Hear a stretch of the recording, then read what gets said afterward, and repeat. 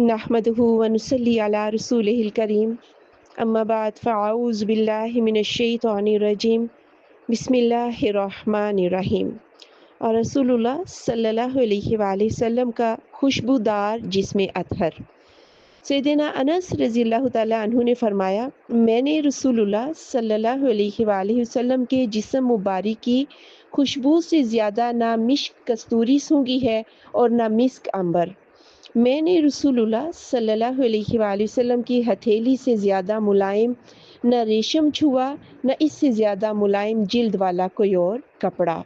یعنی آپ صلی اللہ علیہ وآلہ وسلم کی خوشبو سب سے زیادہ اچھی اور آپ صلی اللہ علیہ وآلہ وسلم کی ہتھیلیاں سب سے زیادہ ملائم تھی۔ یہ حدیث صحیح مسلم میں موجود ہے۔ اسی طرح صحیح مسلم کی ہی حدیث میں سیدنا انس رضی اللہ تعالیٰ عنہ نے فرمایا کہ رسول اللہ صلی اللہ علیہ وآلہ وسلم ہمارے پاس تشریف لائے، یعنی ان کے گھر میں، اور کیلولہ کیا۔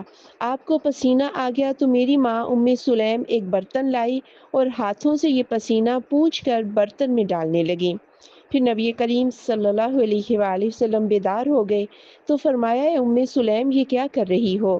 انہوں نے کہا، آپ کا یہ پسینہ ہم اپنی خوشبو میں ڈالیں گے، یہ خوشبو سے زیادہ پاکیزہ اور زیادہ خوشبو والا ہے۔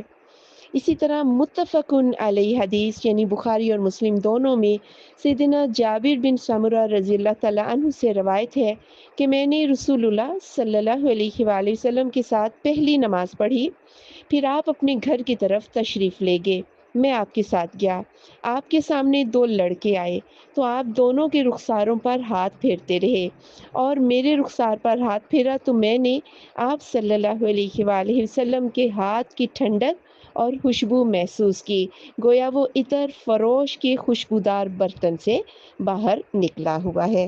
گویا رسول اللہ صلی اللہ علیہ وآلہ وسلم کا جسم اطہر انتہائی خوشبودار اور آپ کے ہاتھوں کی نازکی جو ہے انتہائی ملائم تھی۔ سبحانک اللہم و بحمدک، اشہد ان لا الہ الا انت، استغفرک و اتوب الیک۔ لا إله إلا الله لا إله